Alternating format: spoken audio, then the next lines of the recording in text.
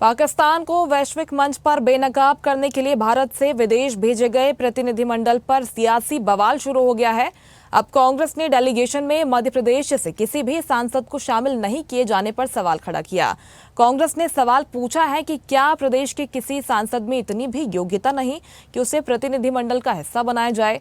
इस पर अब बीजेपी ने पलटवार किया है और कहा कि ये प्रदेश का नहीं, देश का प्रतिनिधिमंडल है जो कि विदेश भेजा गया है।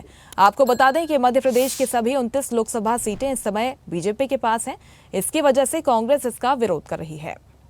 घोर आश्चर्य का विषय है कि मध्य प्रदेश में एक भी सांसद ऐसा नहीं मिला जो इस देश के प्रतिनिधिमंडल में शामिल होकर के देश की बात रख सके।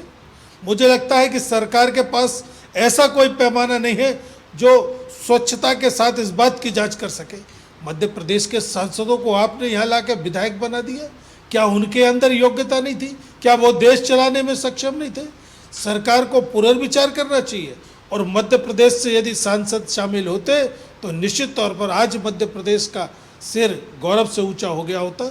न जाने क्या कमी रह गई सांसदों में, या सरकार की नज़र में योग्यता नहीं परखी गई, इसलिए प्रतिनिधिमंडल में मध्य प्रदेश का कोई सांसद शामिल नहीं है। देखिए, ऐसा है कि कांग्रेस पार्टी को अपनी राजनीतिक सोच में थोड़ी परिपक्वता लाने की आवश्यकता है।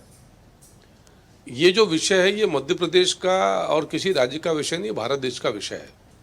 और सारे के सारे सांसद भारत के सांसद हैं, भारत का प्रतिनिधित्व कर रहे हैं, भारत की बात कर रहे हैं, भारत देश की बात कर रहे हैं, भारत की विदेश नीति की बात कर रहे हैं। और जैसा आपने कहा कि मध्य प्रदेश में सारे के सारे सांसद जन कृपा से भारतीय जनता पार्टी के हैं, और आप जिस प्रकार के विषयों पर निर्धारण करते हैं तो आपको सारे दलों के सांसदों को सम्मिलित करना है, क्योंकि वो जो प्रतिनिधिमंडल है भारतीय जनता पार्टी का नहीं, भारत का प्रतिनिधित्व कर रहे हैं वो।